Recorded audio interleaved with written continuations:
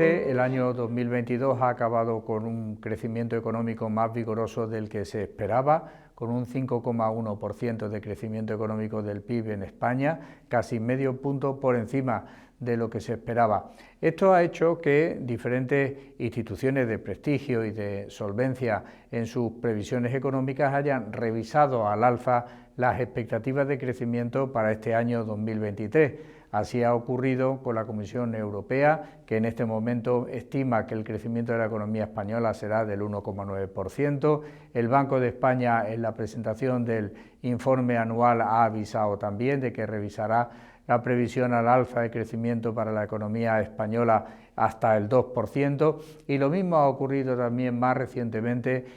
con la previsión del Observatorio Económico de Andalucía, que estima un crecimiento para la economía regional del 1,6%. Esto va en la línea con el comportamiento de indicadores adelantados, indicadores que nos informan sobre qué es lo que se espera que vaya a ocurrir, como por ejemplo el índice de confianza del consumidor, que es un índice que en parte se construye sobre la valoración que los consumidores tienen de lo que ha pasado en los últimos 6 meses en la economía española, con la estimación que los propios consumidores hacen de su comportamiento para los propios meses. Este índice ha evolucionado de manera positiva, pero sigue registrando valores por debajo de 100. Siempre que el índice de confianza del consumidor esté por debajo de 100, la estimación no es precisamente buena, no es optimista, sino todo lo contrario. Sin embargo, la tendencia sí es buena. La tendencia nos dice que entre marzo del año 2022, donde el índice de confianza del consumidor apenas estaba por encima de un valor de 53, ha pasado al último dato del que disponemos, que corresponde a abril de este mismo año 23, en el que ya está en el 73. Por tanto, este cambio en la tendencia, este cambio también en los valores del índice de confianza del consumidor, apuntan hacia una buena perspectiva en la línea en la que lo están haciendo la Comisión Europea, el Banco de España y otros organismos. Sin embargo, hay que tener precaución, porque estas estimaciones pueden verse afectadas por un entorno de riesgo como el que vivimos, del que hay que subrayar fundamentalmente 3 puntos donde debemos poner el foco. El primero principal, desde luego, es la incierta evolución de la guerra en Ucrania, con su previsible impacto en un posible repunte del precio de las materias primas si finalmente se recrudece la guerra, se enquista la guerra o pasa a un nivel de intensidad superior. El segundo punto donde tenemos que poner el foco es en la política monetaria contractiva que se sigue aplicando para controlar la subida de precios, no solamente en la Unión Europea, sino también en casi todo el mundo desarrollado. Tengamos, por ejemplo, en cuenta lo que está haciendo la Reserva Federal o lo que está haciendo el Banco de Inglaterra o el Banco de Japón. Todo va en la misma línea de contraer la demanda vía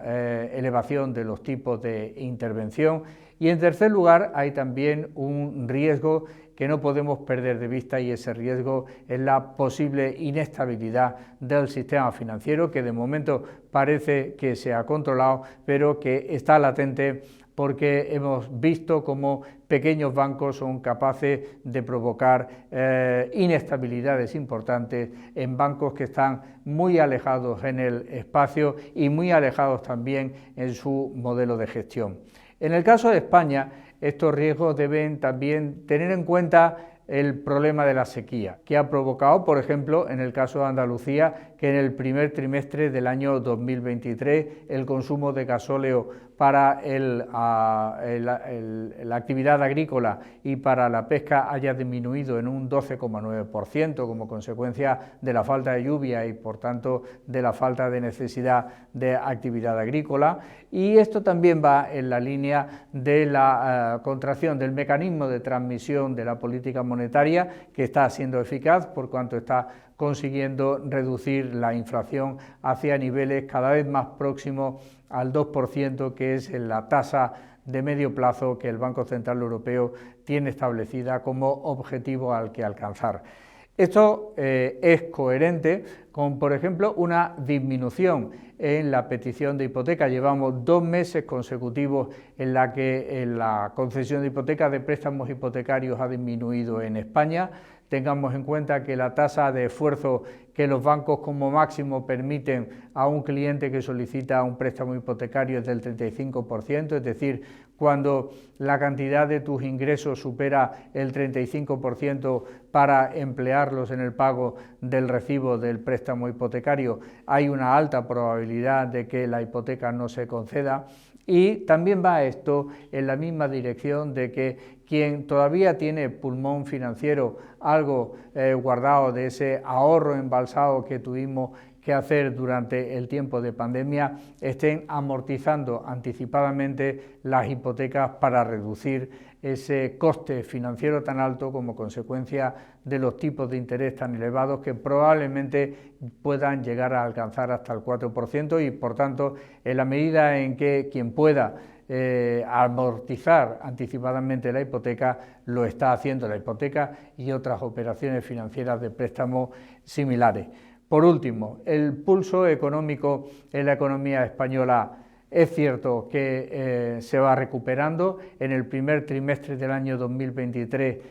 son más de 30.000 las empresas nuevas creadas, pero la capitalización sigue siendo reducida, una capitalización que apenas supera en promedio los 44.000 euros por nueva empresa creada. En definitiva, podemos resumir que las expectativas son buenas, que las expectativas van acompañadas de un buen comportamiento del Producto Interior Bruto en el primer trimestre del año 2023, pero que los riesgos, que la incertidumbre es todavía demasiado alta y tenemos que estar pendientes de posibles revisiones tanto al alza, ojalá, como a la baja de estas expectativas de crecimiento para el año que acabamos de comenzar hace aproximadamente unos 5 meses.